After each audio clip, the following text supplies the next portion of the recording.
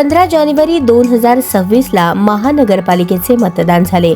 16 जानेवारी 2026 ला महानगरपालिका निवडणुकीचे निकाल लागले.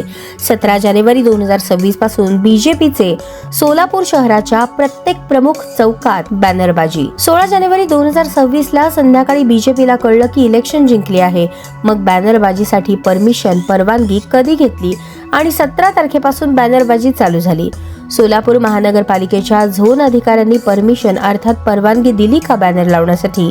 का एवढं सगळं बीजेपीचे कायदा न पाळता मनमानी कारभार चालू आहे? सोलापूर शहरातील बीजेपीच्या वतीने लावण्यात आलेल्या बॅनरचे परमिशन सोलापूर शहरातील झोन अधिकारी सार्वजनिक करतील का? मग का हे सगळं एका दिवसात घडतंय का? सोलापूर जिल्ह्याचे जिल्हाधिकारी झोपले आहेत का? सोलापूर महानगरपालिकेचे आयुक्त झोपले आहेत का? की सोलापूर शहराचे पोलीस कमिशनर झोपले आहेत? झोन अधिकारी झोपले आहेत का? की पोलीस ठाण्याचे PI झोपले आहेत?